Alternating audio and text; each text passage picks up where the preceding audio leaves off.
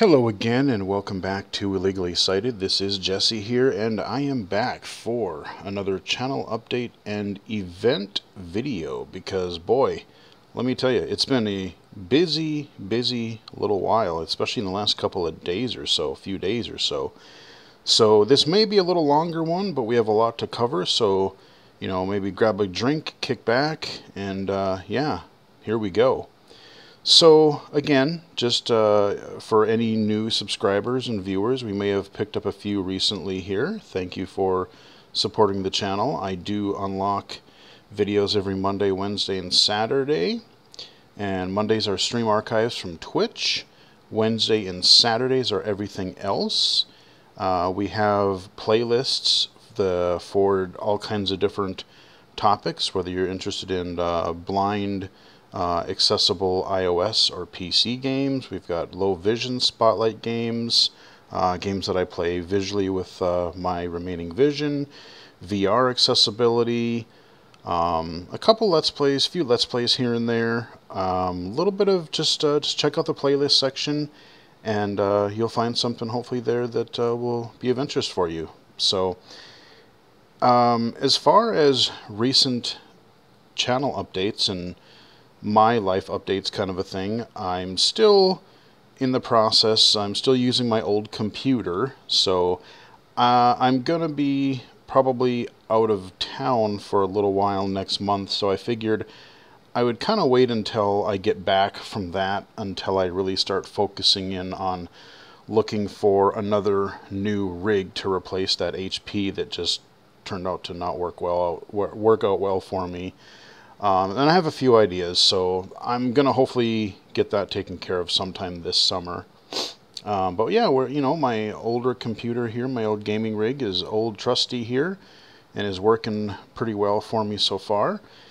But yeah, as far as other things that have been going on, if you missed some of my updates on Twitter, I had a couple really cool opportunities recently to do a couple of interviews. One was an actual video interview with Aaron Spelker, Spelker, I believe, and you just look up him on YouTube, and he started this neat little channel actually where he's really started doing like iOS game reviews, but on the channel he started doing these interviews with accessible game developers and other blind and low vision gamers and technology advocates and just that whole kind of area. So I think he's doing a really good job so far,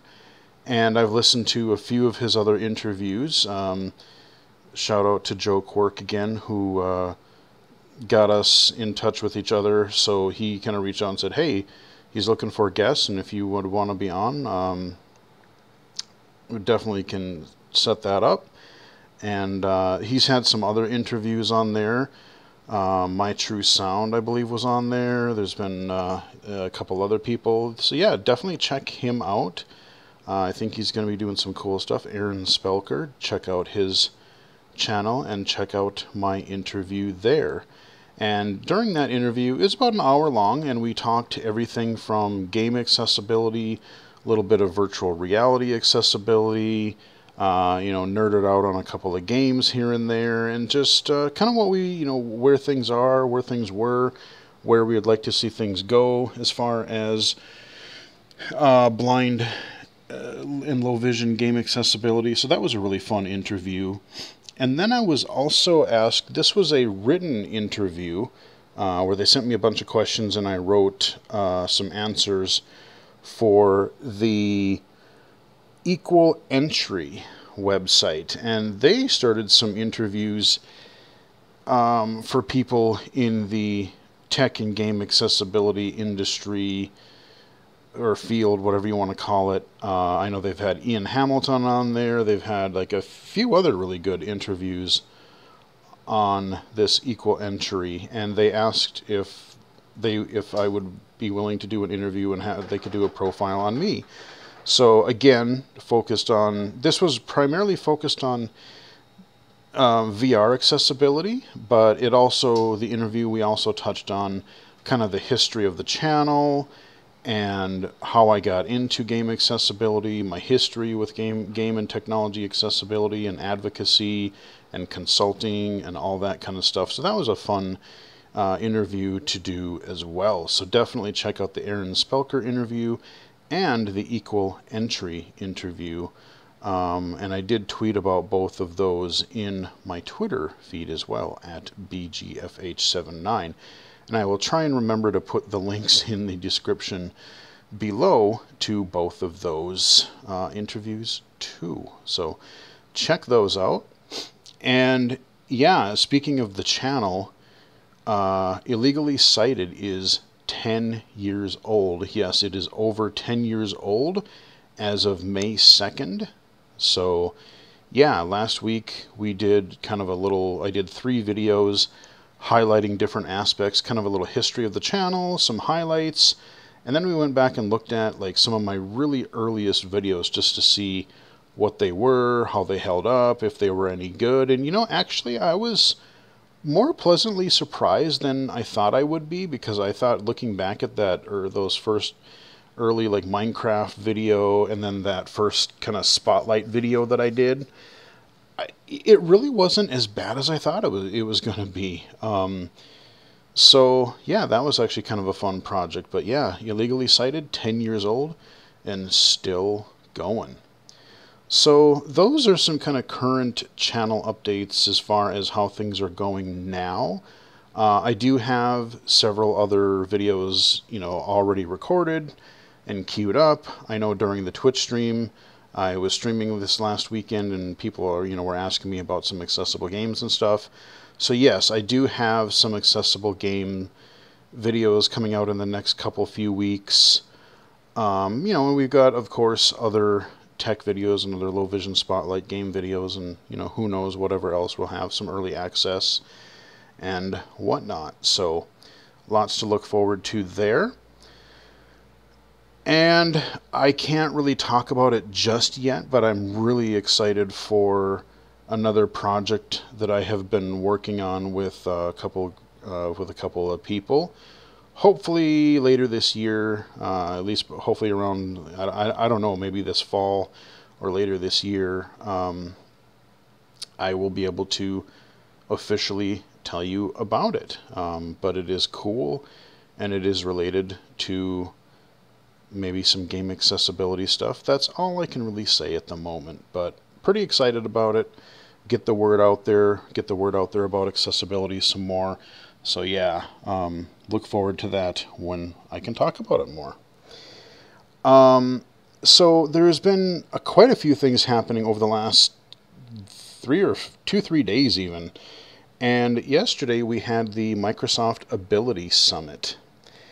And I just wanted to talk a little bit about what they covered there. It's still going on today, but I don't think today is actually public. I want to say only the first day was public, unless I misunderstood that when I was reading about it yesterday. But I did attend several of the sessions yesterday. They had a couple of keynotes, and then they had a few breakout sessions throughout the day. It was a free virtual conference, and I've attended, I think, the last 2 or 3 of them, just to kind of see what they cover.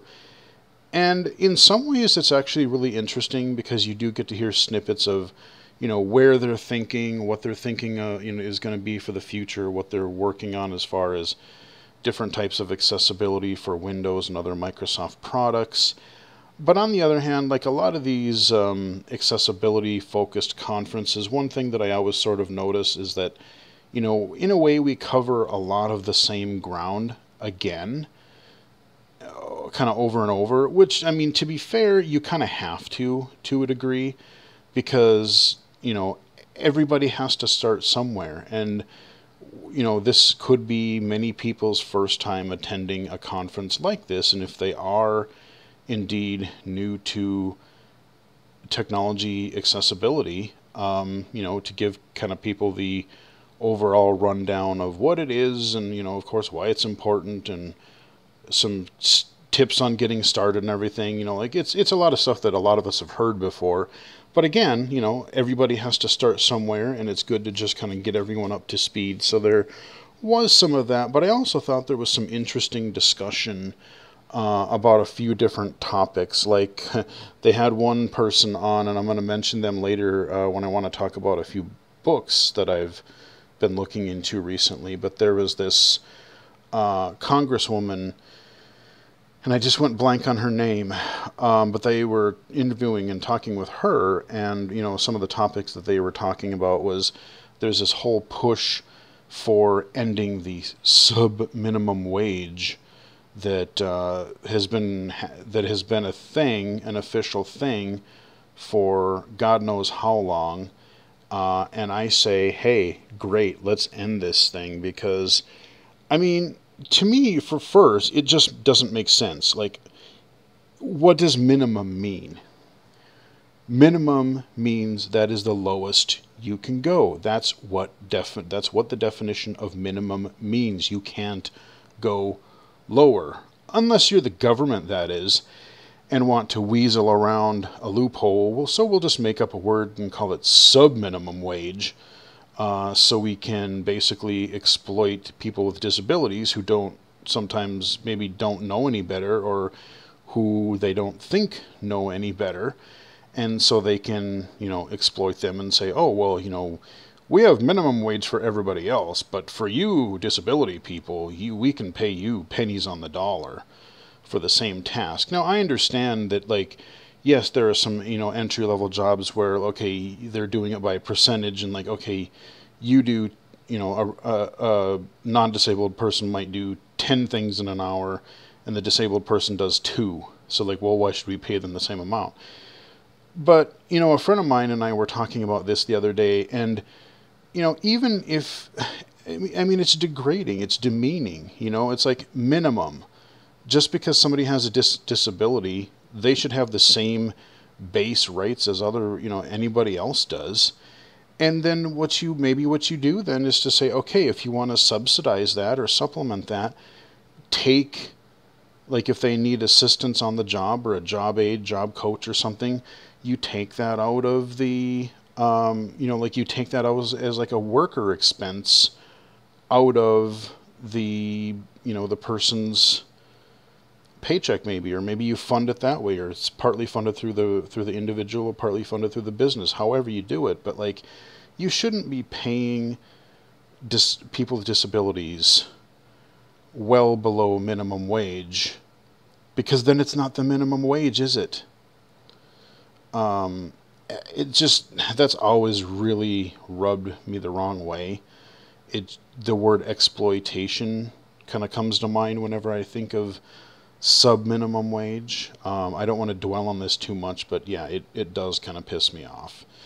So they talked a bit about that, and then they were talking about, trying to really improve things, because for people who are on, let's say, government benefits, because for people who even, let's say, could work, or may want to work, or maybe can only work part-time because they experience fatigue, or for whatever reason, having them so that they can more easily keep at least some of their benefits to help them. Maybe they could, keep their Medicaid benefits or something, but they could get the wages from a real job, or not lose out on some of their, the government assistance, like SSI or SSDI, as they're, getting into a job and making sure that it works for them. And I know they have like the trial work period, and I know people are going to comment about that. But, just having that a better experience, so that we can encourage people with disabilities to get out in the workforce. Because, yes, there are people who legitimately cannot work with extreme disabilities, or people who can't do certain types of jobs due to physical limitations or whatever. But like, if I'm blind, I don't really consider that a debilitating disability. Like, yes, I can't see. Yes, there are certain things that I can't do, or I can't do as easily. Like I can't drive a car, I can't fly a plane. But, given the proper training and the proper tools, there's no reason that, I think that, as a blind or visually impaired person, that we should be encouraged to work and support ourselves and our families just like everybody else does. And and again, my friend and I were talking about this too the other day too, and it'd be kind of an interesting thing to do, like, let's say to incentivize people, to work and to pay taxes and help like that. Maybe encouraging some sort of volunteer system. So like, okay, if you receive, let's say, if you receive government benefits, SSI, SSDI, but if you like SSI, if you receive those, and you're deemed that, like, you could, you may not be able to do every type of job, but you may be able to do some types of jobs. But until you find one, while you are receiving these benefits, hey, maybe you're encouraged to volunteer at least a few hours a week. Do a volunteer job, because this helps in a lot of different ways.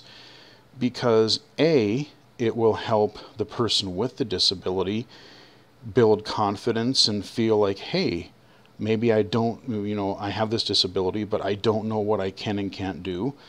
I can go volunteer in a few places and see what works for me, see what I like, see what I can and can't do, see what I'm comfortable with. It just builds their confidence. And it gives them job experience. So if they do really want to look for a job, if they are trying to look for a job and are having trouble, it will build on their resume. It'll show that they've committed to something for a time. Because there's a lot of people, even that I work with in my day job, who don't, like, they go through school and they've never really worked a day in their life. And so trying to get, hell, I worked in college through a few different jobs, and I still had a heck of a time getting my first full-time job after graduating college. So for somebody who has never or barely worked, that's going to be an even bigger challenge. So, having some way to help them get volunteer experience, I think, would be a good idea.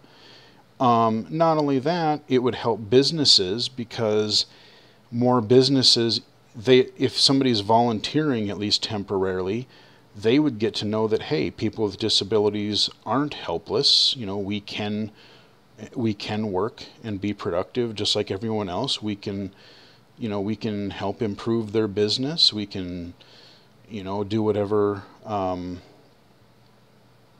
We can be a valued member to their team. And then just in general, it helps a lot of the non-disabled population get more exposure to people with disabilities. So, there's a lot of people who, like, yeah, I know blind people exist. I know deaf people exist. I know people with learning disabilities or who are in a wheelchair exist. I know that, but they never really interact with them. But if more people were even volunteering, just more people would kind of get to see, and not only would they get to see more people with disabilities, but they would get to see them, again, doing things that everybody else does. They don't, if people see,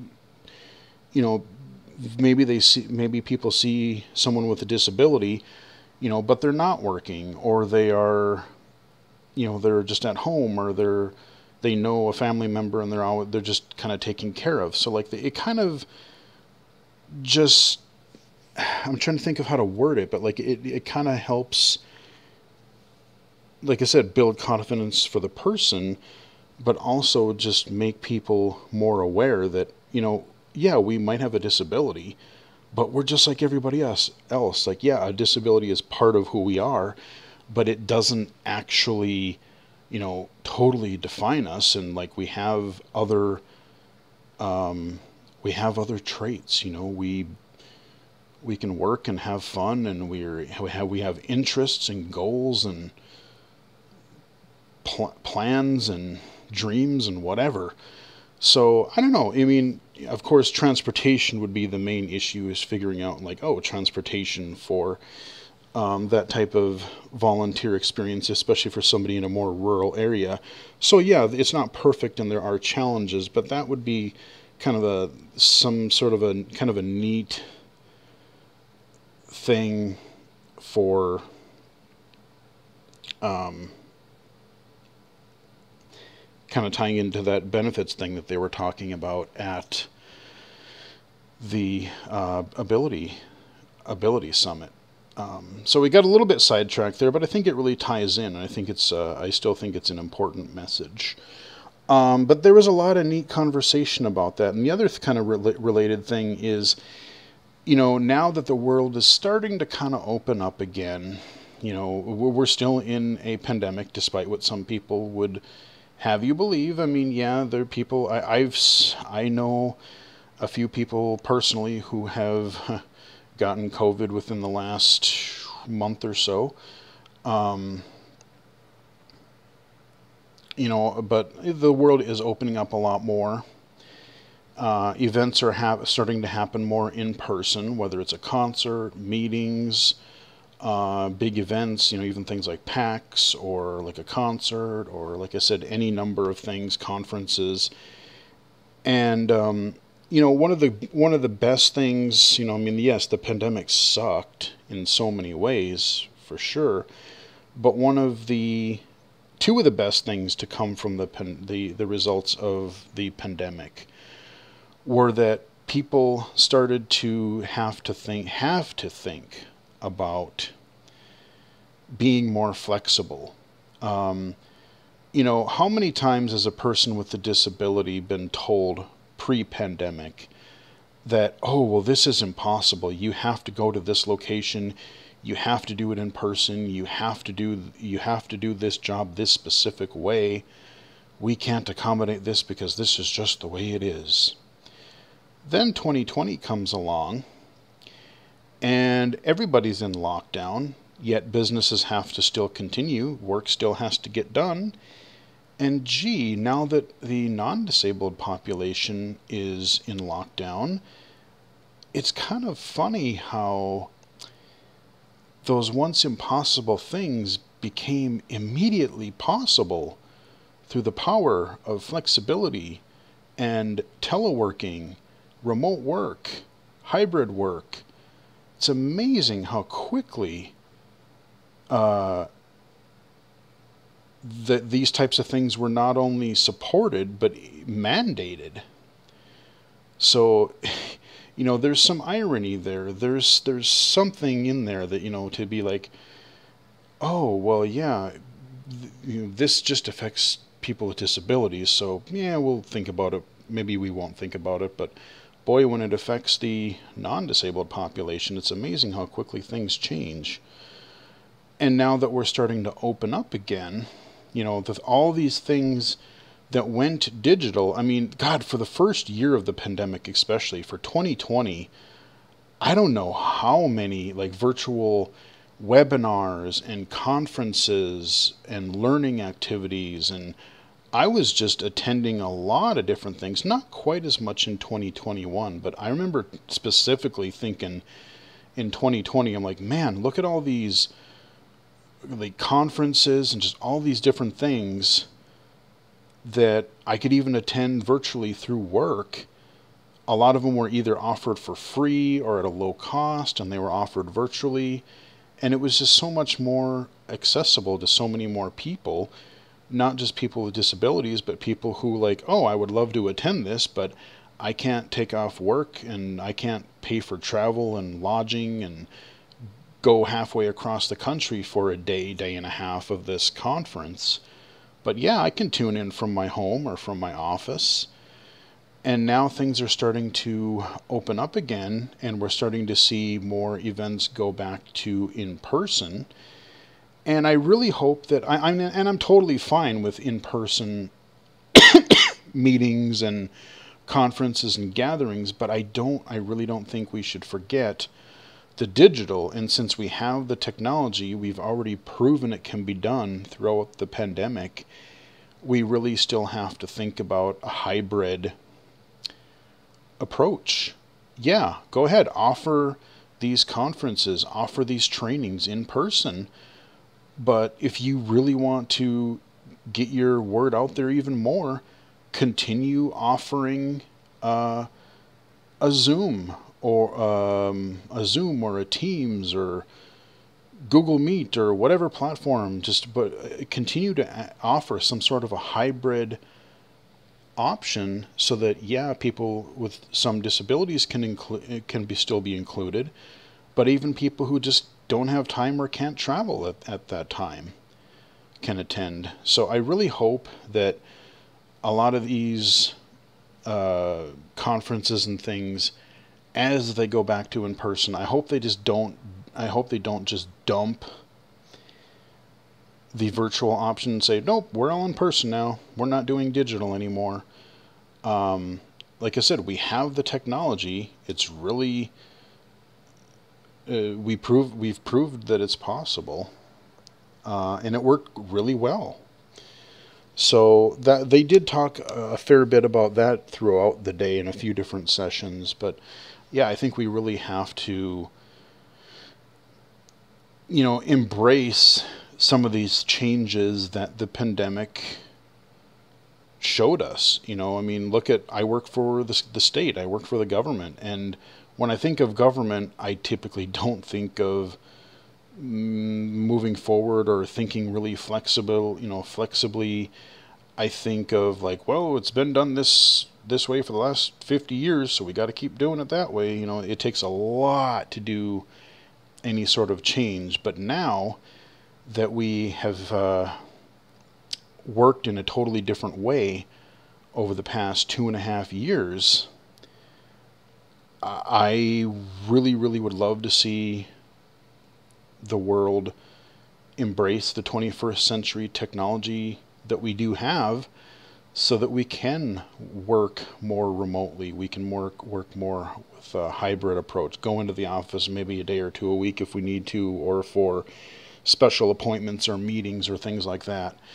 And that's one thing I have to give my employer credit for is even not just my agency, but our parent agency, like they seem pretty open and they seem pretty supportive of like, hey, it's not where you work, it's how you work and what you get done.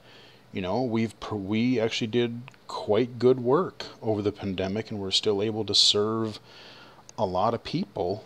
And so it's really, it would be really great if we could continue to work in that way. And at least for the foreseeable future, it appears that at least in our agency, that is going to be the case. And I think just, again, offering that hybrid or teleworking remote work approach would open, especially to people who live in rural areas. Maybe they live with a spouse, but they just can't get anywhere because they don't have any transportation. A lot of jobs, it doesn't matter where you live. If you can work remotely, that would open up a lot more employment for many people, disability or not. So, yeah, I really hope that this can continue to move forward in a positive way, because that, honestly, I've always wondered what working from home at a full-time job would be like. I've always wanted to try it. And now that I have been doing it for the past couple of years, I absolutely love it. I mean, and I'm just as productive, if not more so sometimes, and I really enjoy it. I can get my work done. If I need to pause for a second and like get up and stretch or go throw a load of laundry in the washing machine or something, I can. I don't have to sit and babysit the washing machine. I can still work and then just go get it when it's done. But yeah, so they talked a lot about, using what we learned during the pandemic and not just throwing all of that away just because the world is starting to open up again. And I think that's really, really a key thing to keep in mind. And I really hope that we actually follow that. I had to get a drink of water here.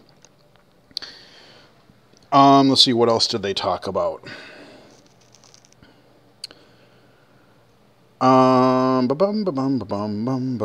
Let's see.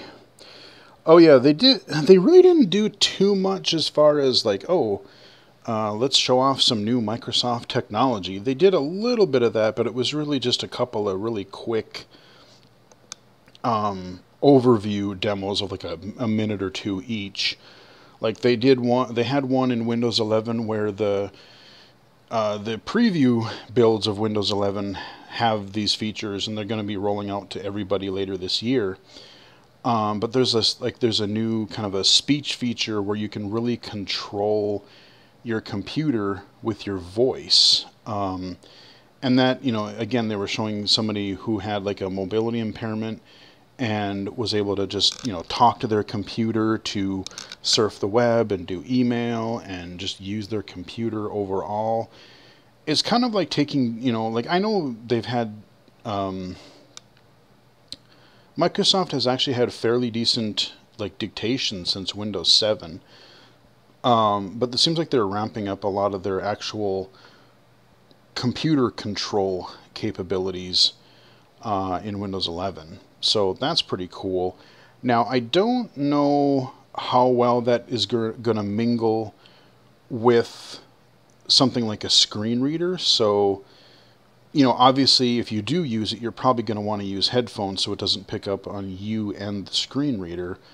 But, one of the things that when he was doing something on the web, it would pop up these little numbered regions, and, you kind of have to be able to see, like, oh, click on region 1, or, like, that's what I want you to do, or something. And I've seen other voice programs do that sort of a thing before, too. But it's good that they're adding that.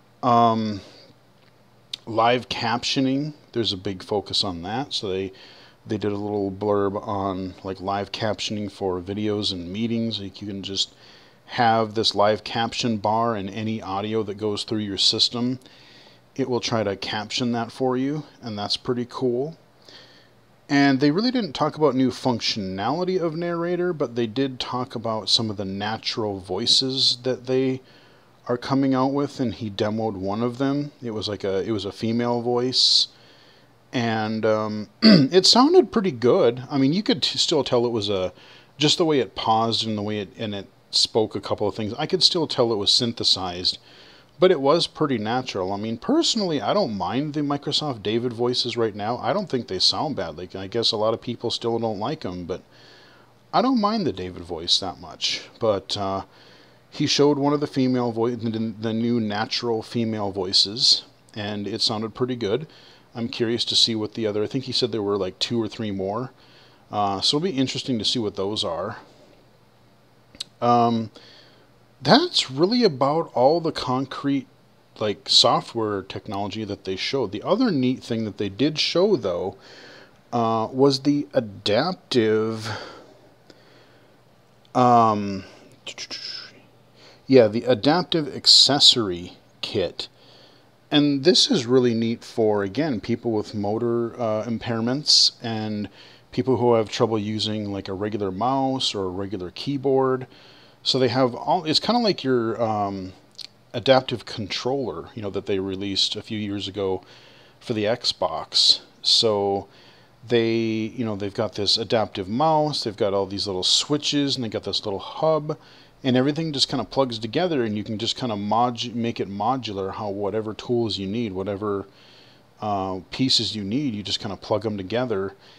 And they were, showcasing it with some people were working and doing like productivity tasks. Some people were playing games. Some people were doing both. And so it is just really neat to be able to see. It's really good to be able to see this type of functionality becoming a lot more accessible and usable for more people. So, it's not something that I would necessarily need, but I'm still totally glad that it exists. I think the adaptive accessory kit is pretty cool. Let's see. Oh, and then one of the quotes that I kind of liked I forget what session it was in, but I wrote it down just because I liked it. And the quote was something like, somebody had said, think of accessibility like privacy and security. And by that they meant, because often you look at, I even just saw a few tweets earlier before starting this video where there was literally an accessibility tech person working on something who was like, oh, well, people with disabilities, we're working on accessibility, but don't worry about people with disabilities. They don't use this stuff. Like, how can you be an accessibility person and then say something that stupid? But like, especially nowadays, when somebody creates an app, a device, a website, a service, what are a couple of the two most common things that everyone focuses on now? Privacy, security. And those are core things that people just put in there. Like, there's no question about it. If I'm going to create a new app and I'm going to store any sort of personal information or data, yeah, privacy and security, those are going to be very high. At least they should be. They should be very high on the list for core features and principles to follow. Well, let's treat accessibility like that too. If you're going to, because that's going to just allow more people to use your app or product or service. So, that's the ultimate goal. I mean, why would you build an app or a service if you don't want people to use it? So just like security, just like privacy options, have accessibility included. Think about that as a core design principle. Then you don't bolt it on later. I mean, I like that. I like that approach. I like just, hey, yeah, treat it like security or privacy. That makes perfect sense to me. Then I do, because it was sort of tied to the Ability Summit, but I also wanted to touch on a few books that you might want to recommend. I don't usually do this, but there's kind of just been this surge recently of kind of interesting books that I've been hearing about lately. A couple of them I heard about at the Ability Summit. And one of them is called Structured Negotiation. I have not read this book yet, but I looked it up. It's on Bookshare, and you can just search for it. You'll find it, Structured Negotiation. And the whole premise of this is like, we're looking at disability rights and advocacy, and, well, not even just disability, but if you're advocating for something, structured negotiation, trying to work with the party. So like, let's say there's something that I can't access that I would like to. We want to work with the developer, with the author, with the business, with the location, and, talk to each other and figure out how we can make both of us happy. They don't have to spend an arm and a leg, or they don't have to jump through endless hoops, but yet they can make that more accessible to me or anyone else who comes in and uses their product or service. Rather than, your business is inaccessible, your website or your product is inaccessible, let's sue them, Yes, there are times where lawsuits may need to happen, but it shouldn't be the first approach. It shouldn't even be the second approach. You should go through a few different channels to try to get things done, and I think lawsuits should be kind of a last resort. I don't know if they're as bad as they used to be, but I think the NFB could learn something from that. There, I said it. But I don't want to be, and again, if you have the really vocal people out there who are throwing out lawsuits, and you get these frivolous lawyers who are like, hey, I can use this as my calling card, and I can just stack up some accessibility lawsuits and just start suing a whole bunch of businesses or suing a bunch of people. you know, that just makes all of us look bad, because then you approach a business and you ask them, hey, I would love to be able to use your, or, you know, access your business or your service or your product, but I can't because it's inaccessible. That first thought that business owner is going to have, or the developer is going to have, is going, oh crap, we've got a blind person asking for accessibility. I hope to God they don't sue us. We don't want that, you know. I don't want that.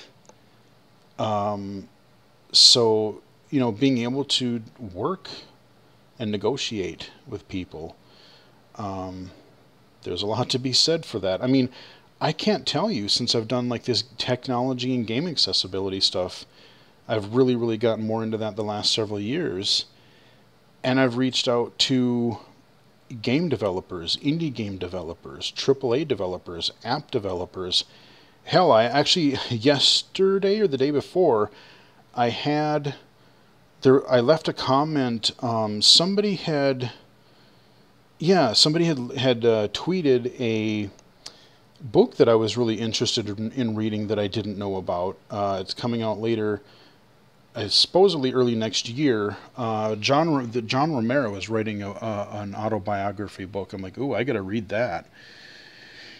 And I had just commented, I'm like, ooh, how did I not know about this? I'm going to pre-order this now, assuming it's accessible.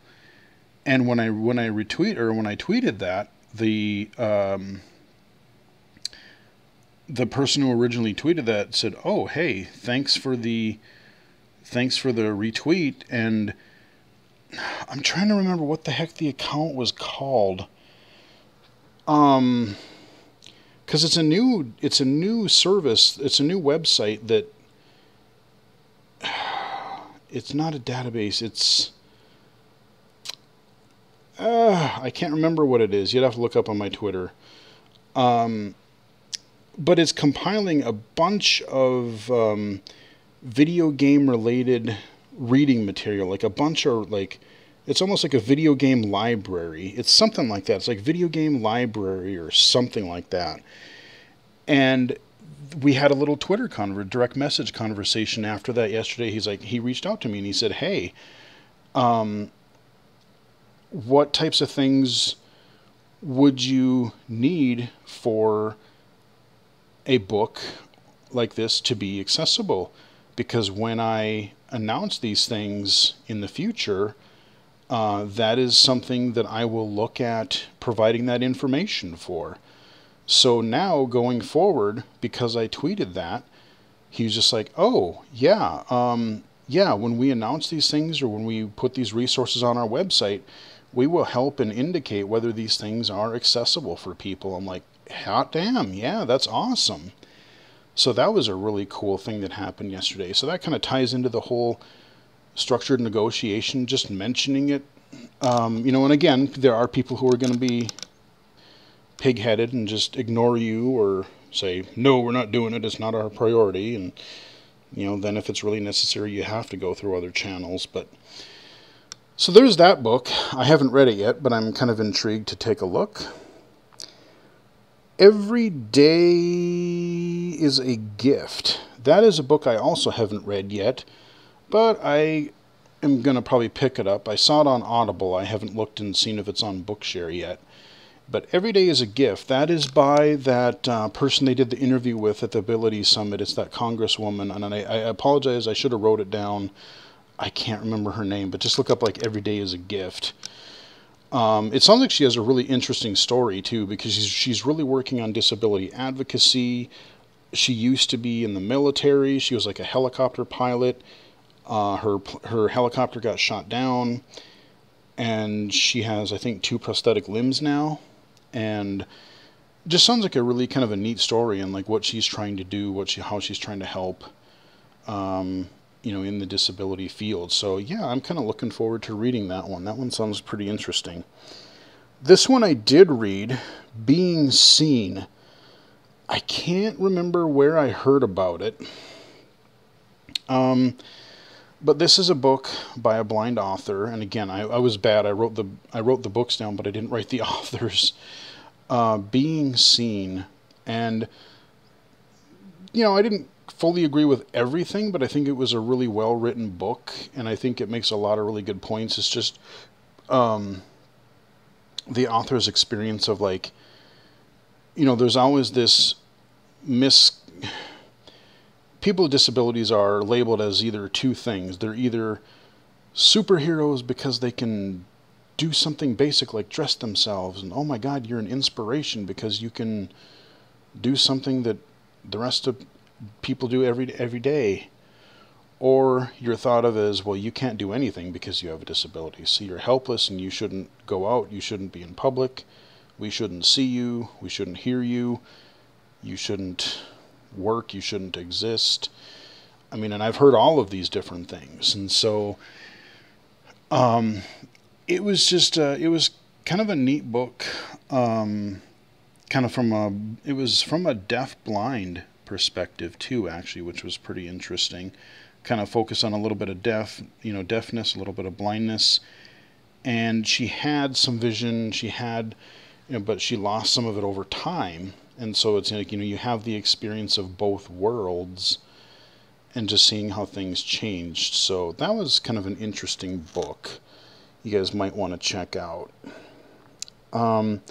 This one I started, but I haven't finished. Again, all of these things came up at like the same time. Their Plant Eyes. It's a weird name for a book, and I heard about this through Blind Bargains, or not Blind Bargains, Blind Abilities. Their Plant, There, Their Plant Eyes, and it's based off of some old literature, is where she got that title, because I wondered, what the heck does that mean? That doesn't even make any sense. But there is a meaning to it. It's kind of, I don't know if I wasn't in the mood for it when I started reading it, or what it was, but it was neat, but it was, I don't know, I just wasn't really getting into it as much as I thought I would. But I think it is an interesting book, and it's basically a really deep look about, throughout history, how blindness has been portrayed. And she breaks it down into different chapters, into different areas, like how it was preserved early on, like all the like Homer and these philosophers from way back when, how it was perceived medically, how it was there's like this spiritual slant where, oh, well, your parents were a sinner and so you're paying for it because you're blind or you're disabled, and all this nonsense. And it's like, it's a lot of it is looked at, a lot of the way that disability and blindness is looked at is through the lens of the non-disabled person and what will make them feel better.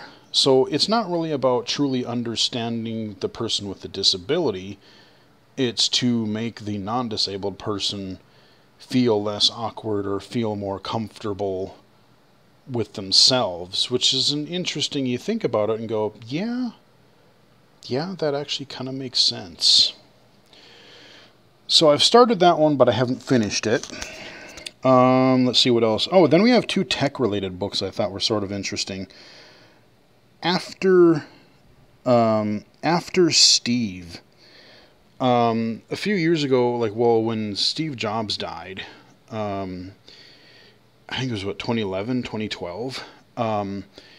They had that whole biography, and there's been a few books about Steve Jobs over the years. There's probably quite a few books, and there's been a movie and everything. But this was an interesting book because it took a look at the kind of the state of Apple from kind of a little bit before Steve died until about 2019, when Johnny Ive left Apple. And it primarily focused on Steve, it talked a little bit at the beginning on Steve Jobs, but then it focused on Tim Cook and Johnny Ive with a few other people, and just how Apple transferred from, or transitioned between like, hey, we're all about this cool functionality, and we're gonna, well, we made the iPod, and then we made the iPhone, and we have these new computing paradigms now.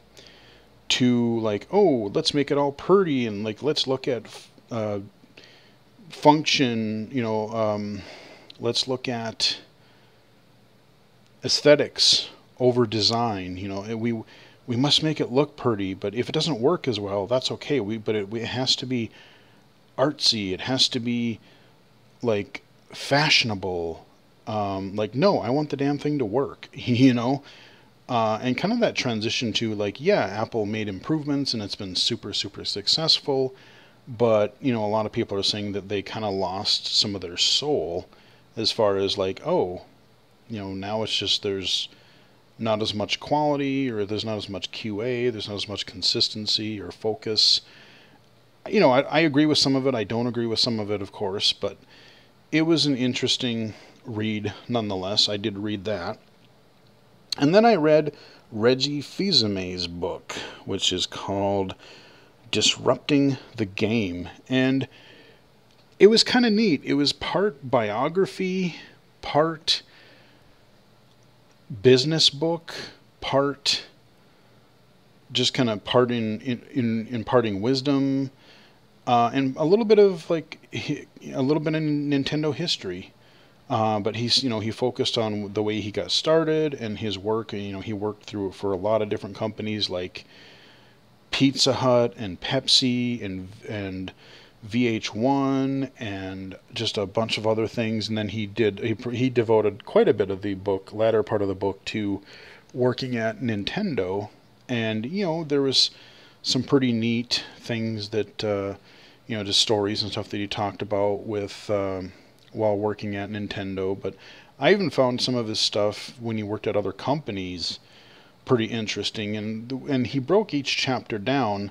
You'd have kind of a story aspect to it of what happened, but then he always had these little tips, sort of a thing, like, hey, this is what you should take from this. This is what you should take from what I learned. So it's kind of almost like a business self-help type of book, but I thought it was still pretty relevant. I thought it was still pretty interesting. And then if you get the Audible version, which I did, there at the end of it, there was an interview with Jeff Keighley. They talked a little bit more about just some Nintendo stuff and video game stuff. And so, yeah, I thought that was a pretty good read. So those are some books that kind of tied into accessibility and tech and gaming. Like I said, I don't normally do that, but since there are so many of these that just cropped up in the span of like a week, I figured that I would talk a little bit about them.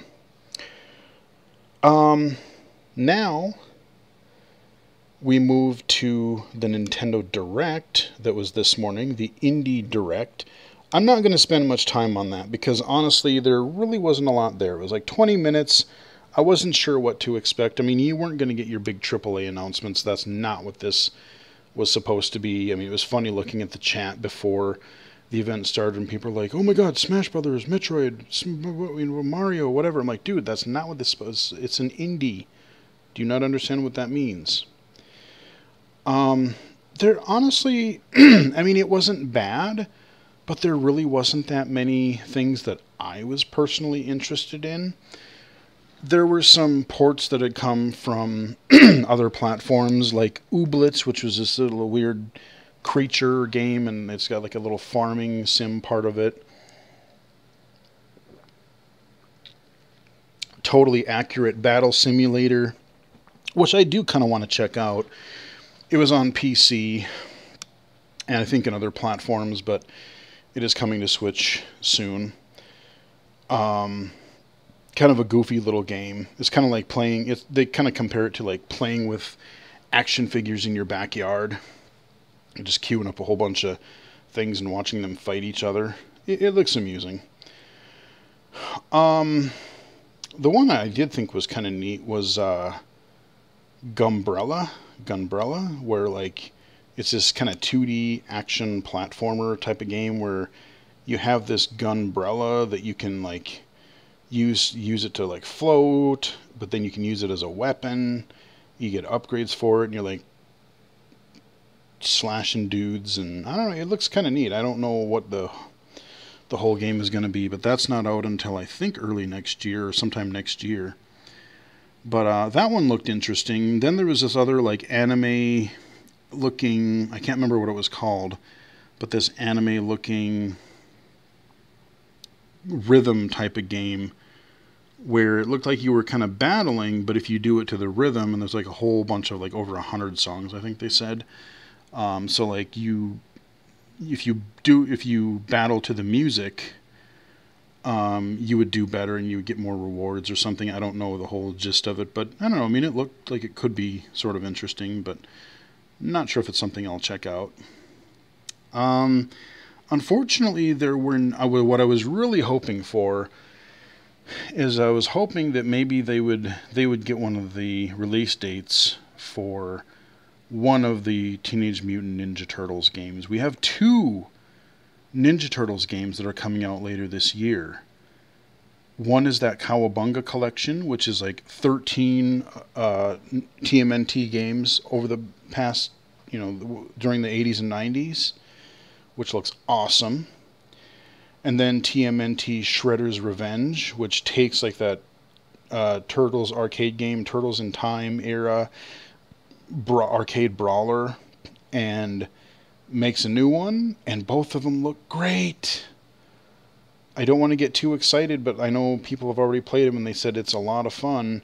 Like, I remember being hyped for that Turtles game that came out in, what was it, like 2012, 2013, and it looked good, but the way it played and just the game overall, like, I bought it, I played it, and I was just so disappointed.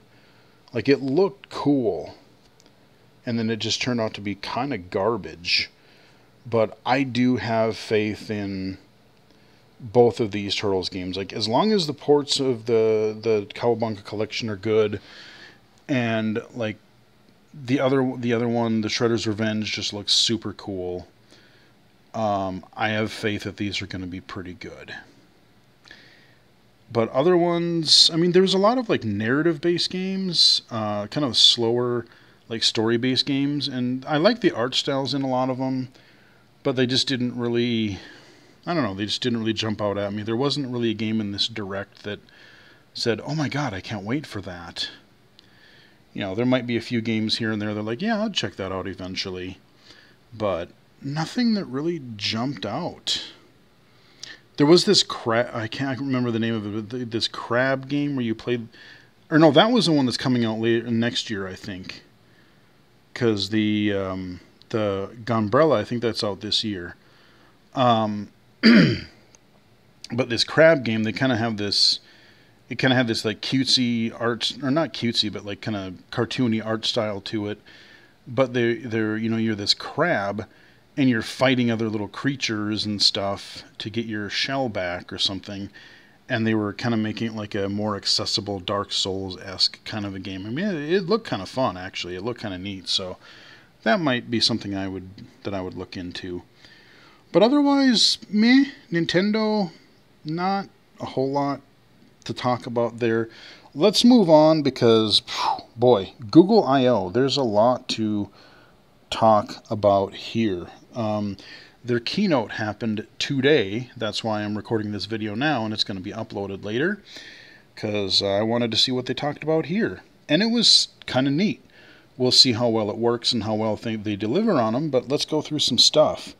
So they started out, they talked about Google Maps. There's this new immersive view where it uses, like, you kind of have this combination of map and actual live view type of thing, or like a picture view. And they said, like, one of the examples they had where you could look for a restaurant or something, or a business, and then you get like a photo, and you could kind of pan around it like you were actually in there. So they would take, a series of photos and kind of patch them together to make sort of like a virtual environment looking thing. I mean, it was kind of neat.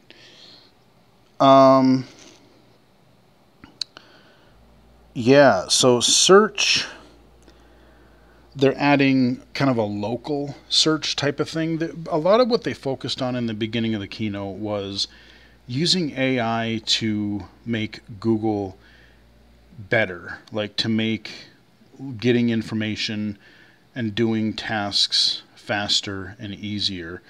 And so for search, you know, they're going to be adding this new local feature. So I can be like, oh, they were talking about like restaurants a lot, where oh, I was watching this show and I saw this really tasty looking dish, and I could, you know, point my camera at it, and it would try to use not only image recognition to figure out what it was, but then you would say, you know, I don't even know what this is, but it looks good.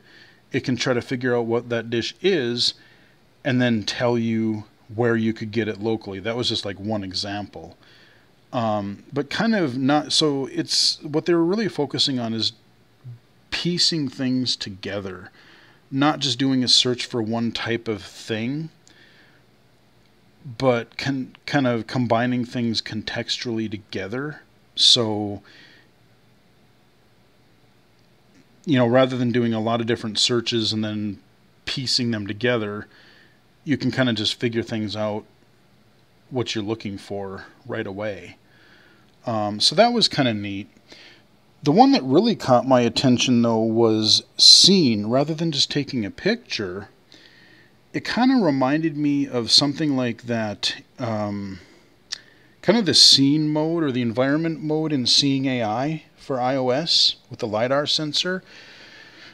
But what they were talking about is you could pan your camera around. Let's say you're in a place, you're standing there, and you use your camera to kind of pan around an area, and then search would just contextualize a lot of the things that were in the environment and present you with relevant information. So depending on how it worked and what use cases they open it up to, like I could see this being kind of a neat thing of like, oh, you enter a room, and it would be kind of freaky. Like, again, there's some privacy and security concerns for sure, and I don't know if they're going to go as far as like recognizing people, but like, you know, you enter a room and like, oh, well, even if they didn't say a name, they could be like, oh, there's 3 people over there, there's an empty chair, there's a, you know, I hear people over, you know, pouring coffee into a glass or something at the start of a meeting, and like, oh, I point the camera toward a little table in it, and it's like, oh, there's a table with coffee and donuts on there. Or they used a grocery store example where you're like, oh, you're going to buy a gift for a friend, and he likes dark chocolate but can't eat nuts. And he just kind of panned the, you know, like, you're like, maybe you didn't know a lot about candy because you don't eat candy. So you point it at the shelf and you kind of pan it around, and then in real time it'll kind of recognize what the products are, and not, you know, since you asked it a question as well, you say, hey, I want a dark chocolate candy bar with no nuts and that got really good ratings because I want to give it as a gift to a friend. So it would look for, it would identify all the products, and then it would also look at the information that you gave it, say, okay, this one, it has to have no nuts, it has to be dark chocolate, and it has to have high customer reviews with people, you know, talking about it. So like they were using it for, you know, like a gift case, but I could see that being a really neat accessibility tool depending on how it worked. Like if you could literally just go to, especially if you had a way of almost like a hot and cold type of indicator, I could see an app being built where like, okay, I've recognized the 60 products on the shelf, and I want, let's say I'm looking at a shelf, let's say I want, let me think, I want Jif creamy peanut butter. So that's what I tell it. I look before I do the camera thing. I tell it I'm looking for Jif creamy peanut butter, and then I could pan the phone around, and it would look at the shelves, and then it would recognize it. And then if they had a feature, I don't know if it will, but if they had a feature where then it would guide you to that product, and then like the blind person could just like, you would get some sort of tone or some sort of notification to find that product on a shelf. That would be really cool, because I mean, even being low vision, finding something on a shelf in a grocery store or a big box store like Target or Sam's or Walmart or wherever, it's tough, especially when there's 1,000 products on the shelves. There's some really unique potential there. And I hope it comes to more than just Pixel phones. I hope it also comes to the Google app on iOS, because that would be really helpful. Then they talked about translation, live translation. They're working on that more, of course. And I'll mention it here since it's a good a time as any to mention it.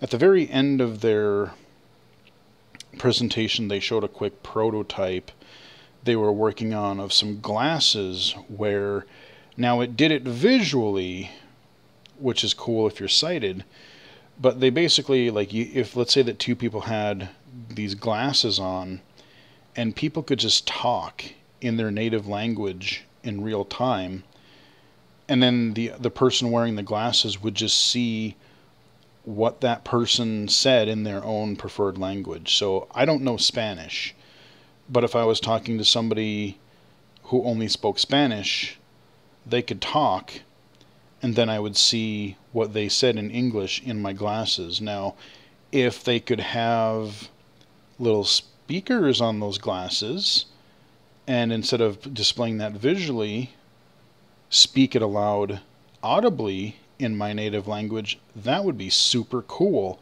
Not just for in person, but I was actually thinking of it for, I would like to watch some anime. There's this Shenmue anime that is out on, I think, is it Crunchyroll? I forget what service it's on, but I looked it up one time, and I don't think it's dubbed yet. But like, if the glasses could hear the TV and then translate live, just like somebody reading me the subtitles as I would if it was a described video, that would be cool as hell. Like, there's so many uses for that. So that's a potentially really neat thing too for accessibility. Then they talked about, for things like YouTube, auto captions. They're working better on auto captions and generating that to be better. And auto chapter breaks. Now, I don't think these are out yet, but right now you have to manually put chapter breaks in, which I will do for this video because it's a long one and I'm talking about a lot of different stuff. But I guess you're going to be able to, again, we're going to see how well this works in practice, but in theory, the idea is that you do a video and then you let it analyze your video, and based on the words and sentences that it recognizes, then like, oh, now you're talking about this, now you're talking about the next thing, that it can intelligently break the video apart into chapters, which again could be pretty useful in a lot of cases to save time. Transcription, captions, or transcripts, like auto-generating transcripts. They're working on improving that so it's better. So again, these are all in theory. All this AI stuff, it sounds really awesome when you hear about it, but how accurate is it going to be? I don't know. Well, time will only tell. This was kind of neat. He used the example of, oh yeah, have you ever had to go to a meeting in 5 minutes and you were supposed to read a 20-page document and you totally forgot and you didn't have time? In Google Docs, they're coming out with this summary feature where, again, it'll analyze the text, and I would love to see how this actually works, but it will generate a summary of that document. I'm really curious to see how it generates that, what information it looks at. If it just looks at like headings or certain words, like will it be like an intelligent flow of what was in the document, or will it be kind of chunky or choppy or random? I'm very curious to see what type of summary this would generate, but it's a neat idea. God, I was just thinking about, when they were talking about that, I was just thinking about how badly students would abuse this. Did you read the chapter? Yeah. And you just you just put the text into Google and had it generate a quick summary for you. I don't know. But we'll see how well that would work.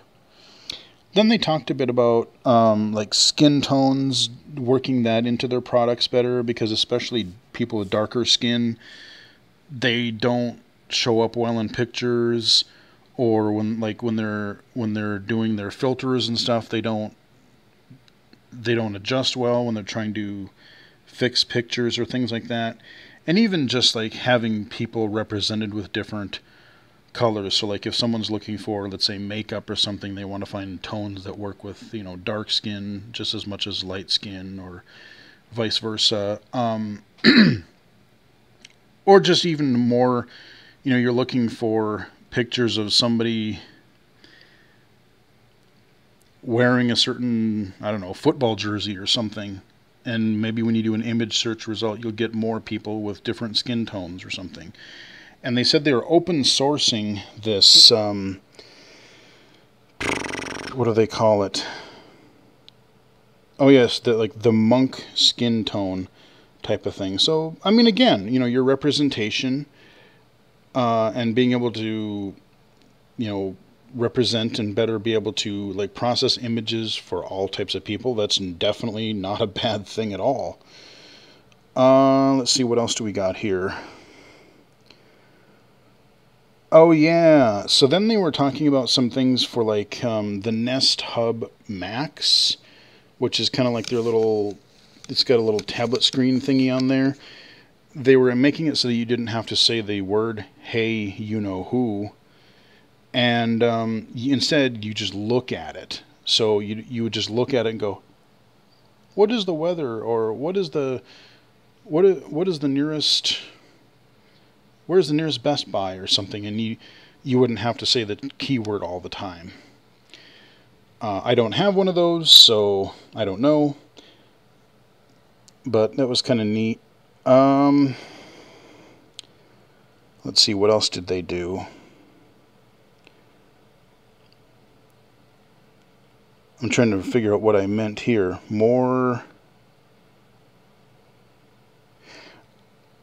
Oh, okay, I think more natural speech. So this is something that Google has really kind of been working on already, but they're also, again, they're continuing to try to improve, where they want to account for the way that people talk. Because right now, any type of speech assistant, be it Google or Siri or anything like that, Amazon, you have to really think about what you want to say and how you want to say it, because like these smart assistants or smart speakers or whatever are only going to really recognize you if you recognize it properly, if you say it in a set one or two ways.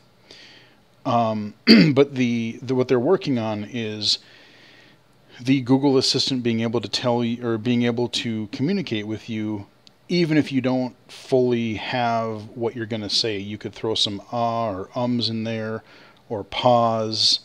And even if you forget, like, oh man, I remember the beginning of this book, but like, oh, I'm looking for, oh, what was that book by, like, I'm looking for the book about John Carmack and Masters, or what was it, Doom something?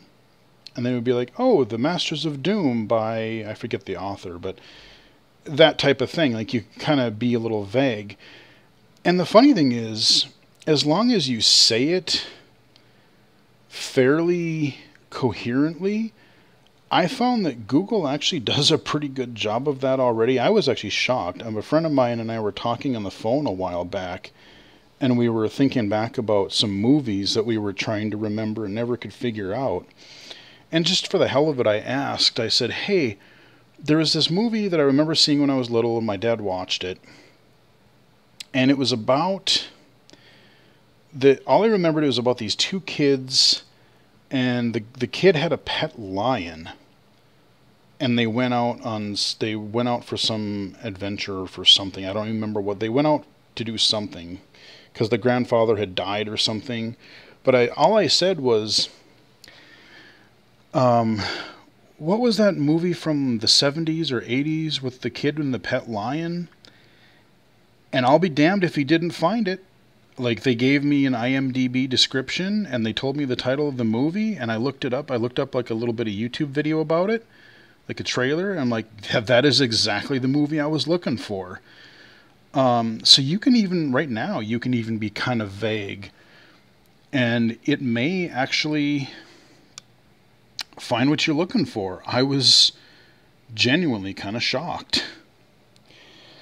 So again, a lot of what they were really focusing on is like natural language, intelligence. So like, instead of you having to adapt to the computer or the assistant or the technology kind of adapts to you and figures out what the heck you're trying to do, what you're trying to say, what you're searching for, what you're trying to accomplish. Lambda 2 is what they call it. It's not out yet. I think it's only for like a select few people. I would love to take a gander at this though. It's kind of along the same lines, but like a more advanced contextual conversational AI, where like, let's say you're trying to do a science project for a class, and excuse me, hiccups there, I think. You're doing like a science project, and you start down one train of thought, and maybe you're doing some research on a planet, and then you start looking at like, oh, what are the different aspects I could say? Maybe I'm going to do a report on Mars, and maybe I want to know about like the history of the planet and what type of atmosphere it has. But then, oh, well, then they give me some information about, hey, do you want to know about some of the recent research? Do you want to know about the probe that was sent to Mars? Do you want to know about, like, you can kind of, it'll contextualize what you're doing. Or like, let's say you want to build, the example that they use was like building a garden in your yard. Well, these are the types, this is where I live, this is the type of environment that I'm in. So like, oh, if I'm from Arizona, the crops that I'm going to be able to grow there are going to be different from if I'm up in like Maine or something. And if, they can say, oh, well, not only based on climate, but, oh, you live in an apartment and you just want to have something, you want to have a couple of plants on a deck or patio. But it was just kind of neat. It's hard to explain, but it's kind of a more contextualized, ongoing conversation, which again, that, like I've said a lot of different many times on the channel, where like, I love the idea in science fiction of just being able to have a natural conversation with an AI. You see these movies where like you're just talking to your robot, or you're talking to some sort of digital assistant thing, and you're not saying, hey, computer, do this thing that I told you to do in a very certain way. You can just be like, hey, yeah, I'm thinking of something different for supper tonight. What should I have? Or what do we have in the fridge? Or, just the way you would talk to a person. And that stuff really intrigues me. So again, it really depends on how soon it'll happen and how well it works. But again, even based on what Google has done so far in this area, I think about Apple and I go, oh, God, if they're behind now, they're going to be infinitely behind. I mean, Siri is kind of a joke compared to even what Google is doing now. And even other, even Amazon, like, they're getting pretty decent. And then there's Siri. She just...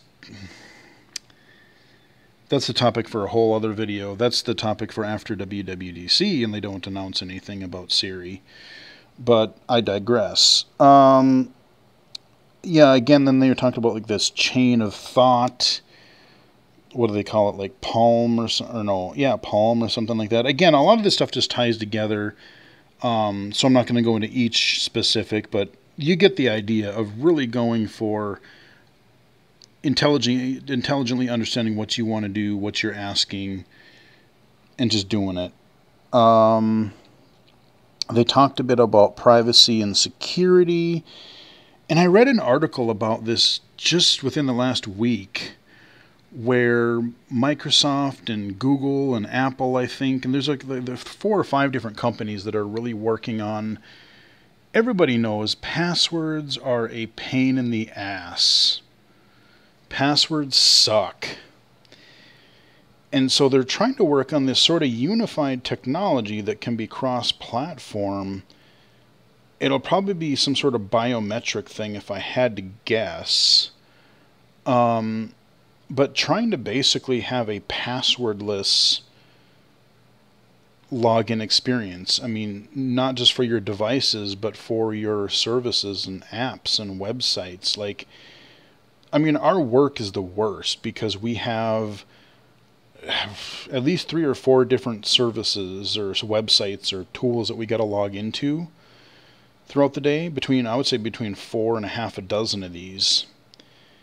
And not only that, most of them, they require us to change our password every 2 friggin' months. Do you know how hard it is to try to keep track of passwords when you got to change them every couple of months? Regardless? I mean, that's just encouraging bad security. That's just encouraging tropes of, hey, make a password and increment it by 1 every other time. It's just encouraging, like, writing them down somewhere so people can find them if they look hard enough. Like, to me, making people change passwords that frequently is actually less secure because it's so easy to forget passwords, especially you got work passwords, personal passwords, entertainment, shopping, banking I mean, just, again, you know, all my life, you know, my daily life, it's gotten to the point where, like, I used to be pretty good about it, but I have so many now that it's like, I'm really freaking glad that Chrome and my iPhone remember half the passwords for something, because I'll be damned if I can remember.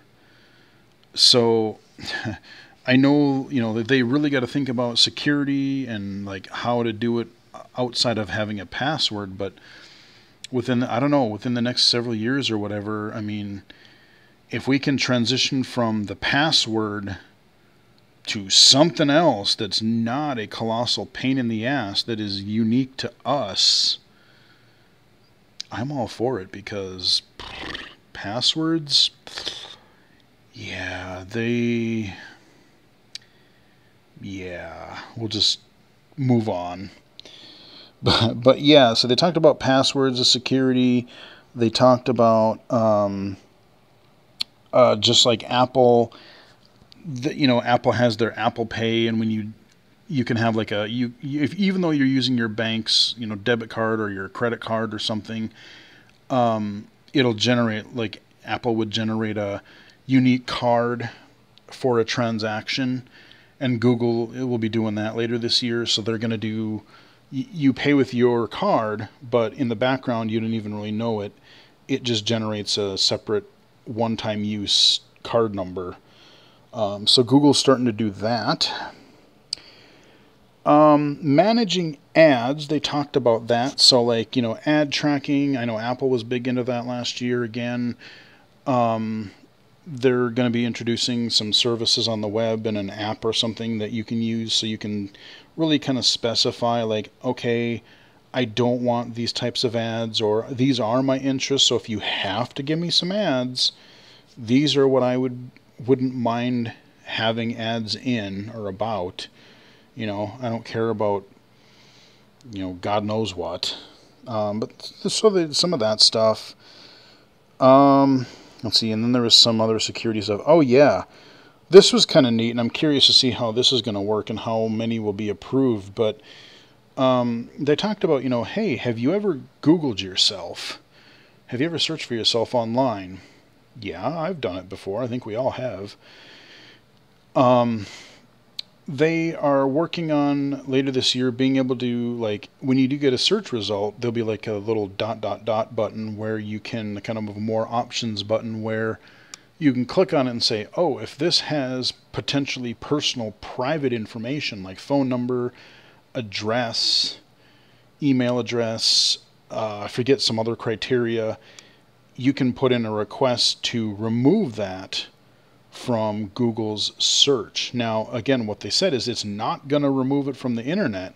So if that information is on Facebook or if it's on some other website, it's still going to be there. But the point is it will still help somewhat with security, because when most people, honestly, think about it, when most people do a search on the internet, what do you probably use? Google. I mean, I know there are other ones out there. I know people use like Dogpile or Bing or whatever. I know there's some other ones out there, but like the vast majority of people, by default or by choice, when they search the internet, they Google it. So being able to just remove yourself from people being able to find it, you know, they would have to go to, well, I think I found that in, I think I'm going to search for that person on Facebook, or I'm going to search for them on this Xbox forum or something. So, you know, it's not going to get rid of it off the web, but it'll help make it harder for people to find you because it's not indexed on the biggest search engine. Android 13, they really didn't talk a lot about it. They just kind of breezed through a few features. I'm sure they'll probably talk about that more when they announce phones later this year. You know, they're of course, so there's some new visual stuff. There's I don't even remember. Did I even write down much of what they talked about because they just breezed through it? Oh, the one thing that they did mention is that they're using this RCS, which I don't know what that stands for, but this more open but secure system for text messages instead of SMS, which is like really not secure. And they're like, yeah, we're using this RCS system.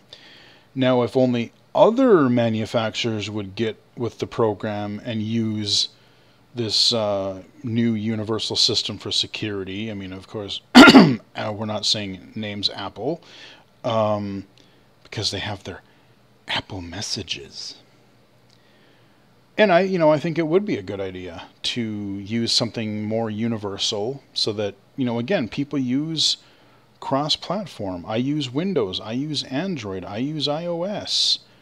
I use a little bit of Mac every once in a while at work. So being able to access my information, my data, my services, my settings, no matter where I go, yeah, that'd be great. Or I would like to access my messages. That's the one thing I would love to be able to do, is I would love to be able to access my text messages on my computer, but I can't because Apple, it's iMessages, and I'm using Windows, so of course that's not going to be a thing. But when I'm at my computer and I'm already typing, it would just be nice to, if I'm holding a conversation with somebody, I could just switch to my Messages app and text them right from my computer. Yeah, that'd be great. But silos, everyone's got to have their own system. So that was kind of a funny little thing. They took a jab at Apple there. But, hey, good for them, because for that they deserve it. Google Wallet. Doesn't that sound familiar? The Google used to have Wallet, and then it went away. And then I guess they're bringing it back, and they're kind of making it like Apple Wallet. They're talking about, having your your credit cards and stuff in there, your IDs, your they're working with states and governments so you can have your driver's license and whatnot. They're working on so you can have your vaccine card and whatever you need in there. So yeah, they're bringing back Google Wallet apparently later this year. This was kind of neat actually. Emergency detection stuff. They showed a short video of a guy where they're adding more to it, like earthquakes detection and all other things. But right now, I guess they have a feature where, if you're driving, they can detect based on the accelerometer data if you've been in a car crash. And they had a short video where this guy ended up in a car accident, ended up upside down, car rolled over, and he had blacked out, and then he woke up and he's like, "Oh, I'm I need help," and he kind of yelled help, but he was in the middle of nowhere. But his phone, when he was conked out, had realized it and called 911 and gave the location essentially. And shortly after he came to, people, I guess his phone said that help is on the way. And then shortly thereafter, people found him and saved him. So that's a really cool thing. That's an awesome use for technology. Just like Apple's fall detection and stuff like that. So it's really interesting to see this sort of health and like emergency detection and prevention and stuff like that. That's kind of neat. Oh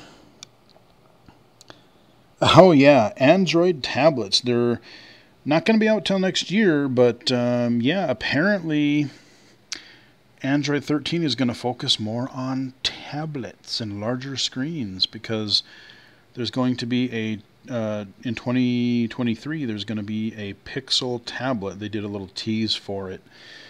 So yeah, a Pixel tablet. And I had the Samsung Galaxy S3 several years ago. I even did a review for it on the channel. It was a nice tablet, damn nice screen. But the problem with Android is that everything is designed for the phone.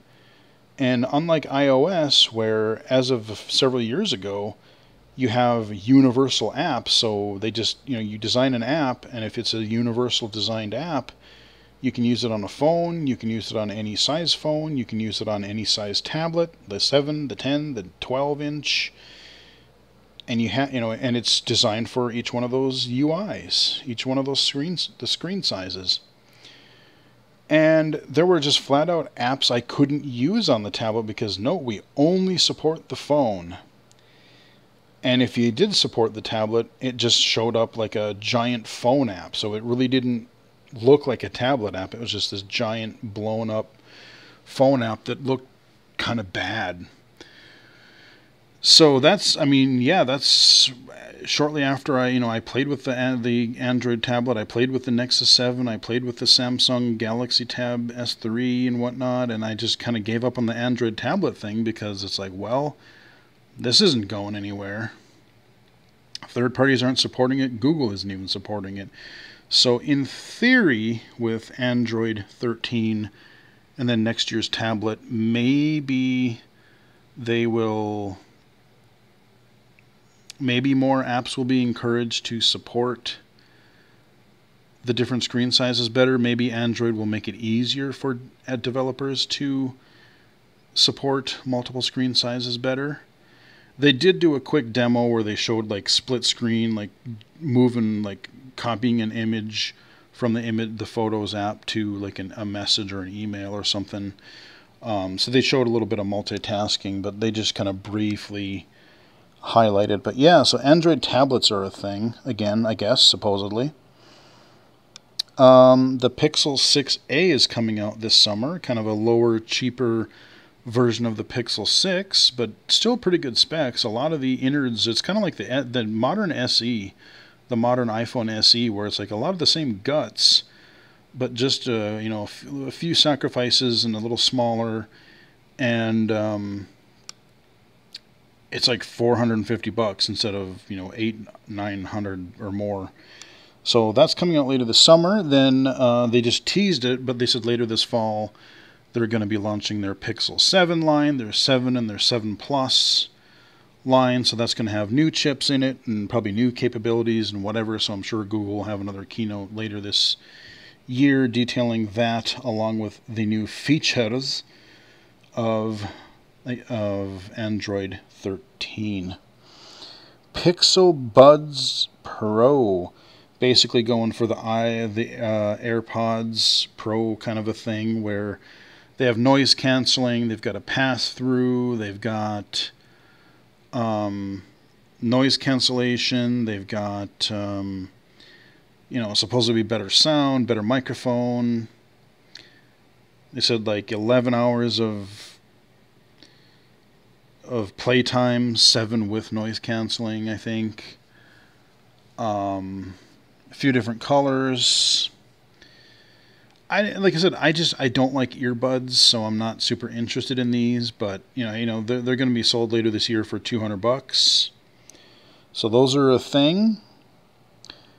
Pixel Watch, yes, later this year, around when they release the Pixel 7 series phones, they are going to be releasing a Pixel Watch. Yep, so it's not just Samsung and Apple now. Google is doing their own thing, and it's going to be a round watch instead of the more squarish iPhone or Apple Watch type design. So we'll find out more about that later. Pixel tablets, I already mentioned that. And then they mentioned the whole AR thing. So I don't have to go into that too much here, but that was where they showed the language. So they tried to show a practical use of the glasses prototype, of using this live language detection, live language translation feature. So, that is Google I/O Keynote. It was pretty interesting. Like I said, in theory, a lot of this stuff sounds amazing. It really remains to be seen in practice how well they will execute it, how well it will actually work, what platforms will it work on. Like, will it just be for Pixel phones, a lot of these smart AI features? Will it come to things like Google Home? Will it come to the Google app on iOS? You know, can I use these types of features on the web? You know, I'm just, you know, or a Windows 10 or 11 app. I don't know. I mean, we'll just kind of have to wait and see, and then just how well do these things actually work. But potentially, I mean, I am interested in a lot of their AI and conversational and just more smart, like, okay, you have to word this as a certain keyword in a certain format and a certain syntax in a certain way. It'll be nice to kind of get away from that a little bit more and just search and try to find what you're looking for. Not just with text, but like with images, with video, with just talking like a regular conversational audio. So there's a lot of promise there. And like some of these things for accessibility, you know, the picture detection and asking it a question, that's moving the camera over the shelf and being able to detect and locate an object on the shelf that meets your specifications. That's a really cool idea. They did mention another thing when we were talking about like all the conversational AI. I forget which one it was, but one of them was it was another neat idea where you take two unrelated bits of information and you put them together, and then the AI doesn't necessarily have to understand both of them together, but they somehow, like, it knows it can still answer questions. So like you could, I'm trying to think of how they did the example. They had it where they spoke one language and they, you know, asked it that would be something relevant to what that person in that language would ask. Like, oh, if they're from India, they might know some facts about India or Indian cuisine or something like that. But so they took something in a different language And then they asked a question about something completely different or in another language from elsewhere. And then if you give it those two kind of scenarios, and then you asked it another question based on the type of information that you gave it, it can sort of figure out, oh, you want to find out information, but you want to find it out in this language. And then it would kind of like, they kind of compared it to when you turn in a math assignment to your teacher, it actually shows its work on how it came up with that answer. So again, it's got some really neat potential, but I don't know how far off that is and how well it'll work. But, you know, given what they've done so far, I'm actually potentially curious about it. And they did mention even disabilities a couple of times. They mentioned people with hearing impairments a couple of times, like the captioning, and there was a hearing impaired example. So yeah, I mean, you know, they had the whole inclusion and diversity thing in there. Not too bad. We're almost done, I promise you guys. So that's Google. And what we'll end with is a couple of more really surprising announcements and wrap up here. In the last 2-3 days now, out of the blue, remember there's this little game that was in development hell forever, Duke Nukem Forever. And Duke Nukem 3D came out in, what was it, like 94 or 5? And Duke Nukem 3D, that's when that came out. And then Duke Nukem Forever was supposed to come out in the late 90s, like early 2000s. They had that 2001 E3 trailer that actually looked really kind of cool. And then it just never went anywhere, and it just didn't come out. And then in 2011, we got the Gearbox Software attempt at a release. I keep thinking I should cover, you know, being a fan of first-person shooters. I've covered Duke 3D on the channel before, and I've kind of wanted to at least cover the Duke Nukem Forever game, but it's really not good. The actual real release of that game is really kind of bad. The humor is just generally awful. There's aspects of the gameplay that are kind of fun, but there's aspects of it that are really not fun and kind of frustrating. I never did beat it. I got close, but I got to this water section at the end of the game that was a real pain, and I just quit. But I mention this because out of the blue, somehow somebody had and leaked the Duke Nukem Forever 2001 prototype build from 2001. It is definitely not a finished game. A lot of it is just being able to explore environments. Like there's no combat in a lot of areas, I guess. There's some combat in a little bit of places, but you know, there's a lot of it is unfinished. But I've seen about probably 20 minutes or so, or 20-30 minutes of footage that I've seen on YouTube so far. And it is confirmed to be legit. And even what I've seen in its unfinished state, I think it looks better. I think just the gameplay, the vibe, it just seems better than what we got as a retail release in 2011. It just seems like a better game if they would actually finish it. I will try to download it. I won't promise that I'm going to be able to get it to run, because I looked at like what it takes to get it to run. You got to like get a bunch of zip files and do a bunch of stuff, and it's a real bitch to get up and running apparently, because it's not finished. It's not, you know, it's not meant to just open it up and run. I will download it though, and if I can get it to work, I might try to cover it on the channel at some point in some fashion. But we've always wanted to know, if you've been into first person shooters, especially from the 90s, you know, we've always wondered what Duke Nukem Forever was going to be. What that 2001 build was before everything went silent for literally like a decade. And now we kind of have an idea. And it actually looks kind of interesting. So I'm very curious to see what is going to happen going forward. Are modders going to pool together and try to finagle some sort of fan hack together to complete a version of the game?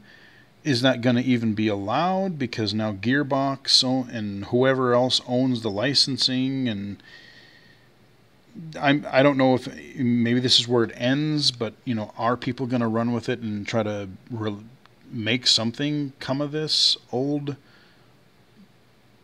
prototype build of it? I don't know. But yeah, Duke Nukem Forever 2001 build has been officially released on the internet. That's crazy. Almost 20, wow, yeah, 20, God, man, 20 years ago. That's insane. I just realized that was over 20 years ago. Damn, I'm old. But anyway, yeah, so I don't know if I'm going to be able to cover it on the channel. If I can somehow, I might. But if you're curious about it, go look it up. Just go look up like Duke 3D or Duke Nukem Forever 2001. Especially give it a couple of weeks and you'll probably find a lot more videos of people analyzing it. I know Civi 11 and I know G-Man is going to probably do a video about it. So, by the time those two cover it, probably a couple of other people. If they're really cool videos, I'll probably either, retweet them or something. But, yeah, that was just a really out of nowhere surprise. Like, oh, Duke Forever. Okay, that's sure. Whatever. I also briefly want to mention the FPS documentary. It's just called FPS, First Person Shooter Documentary. And this is going to be I cannot wait for this documentary. It's going to be so good. I don't know when the release date is going to be. It was a Kickstarter project last year, but if you missed out on that, they're doing an Indiegogo campaign right now. You can just look up FPS. This is done by a group who made other documentaries in the past, which I have watched. In Search of Darkness 1 and 2, they did on 80s horror movies. And they just released one, or no, have they released that? I'm trying to remember if they officially have. I backed the In Search of Tomorrow. No, I don't think that is officially out yet. But I think the backers, we got a bill, or we got a screening early, a digital version early, just to see it.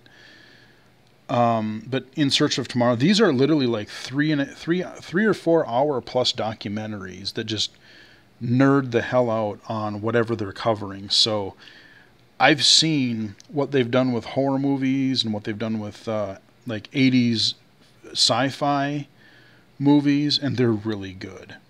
So being the huge first person shooter fan that I am, and seeing the footage, the little clips and stuff that in the trailer that I've seen so far, this is going to be great. I think it's either coming out later this year or early next year.